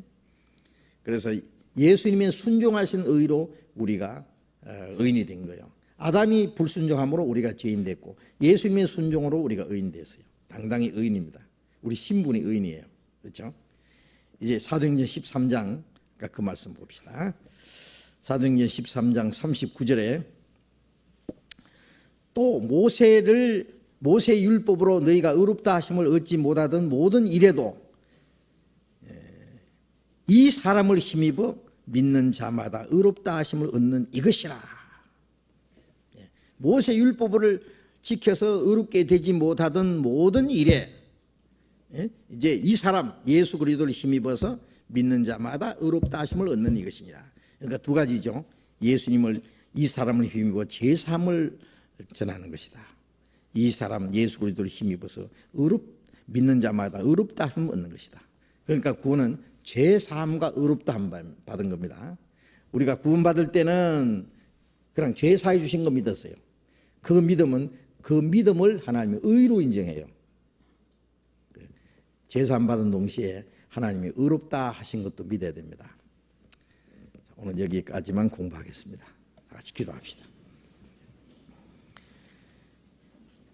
자비로우신 우리 아버지 하나님, 죄 가운데서 영원히 하나님 앞에 심판과 멸망을 받아야 마땅한 우리를 불쌍히 여기시고, 주 예수님께서 우리가 받아야 될 저주와 심판을 대신 받으시고 주님이 흘리신 피로 우리 죄를 영원히 씻어주시고 아무 공로 없이 우리를 구원해 주신 그 은혜를 감사드립니다. 예수님이 죽으시고 흘리신 피로 우리 죄를 영원히 씻어주시고 예수님이 부활하심으로 우리를 의롭다 하시고 부활의 생명을 우리에게 주신 그 크신 은혜를 감사드립니다. 이제 우리의 남은 생에 하나님의 자녀로 부끄러움이 없이 살아갈 수 있도록, 그리고 이제 주님이 주신 그 새 생명 가운데, 빛 가운데서 하나님의 영광을 위해서 살아갈 수 있도록 우리를 더욱 지켜주시옵소서. 멀지 않아 다시 오시는 주님 그 영광 앞에 책망받을 것이 없이 부끄러움 없이 설 수 있도록 우리를 더욱 온전케 해 주시옵소서. 주 예수님 이름으로 기도드렸습니다. 아멘. 광고 말씀 없으면 마치겠습니다. 조심해서 돌아가시기 바랍니다.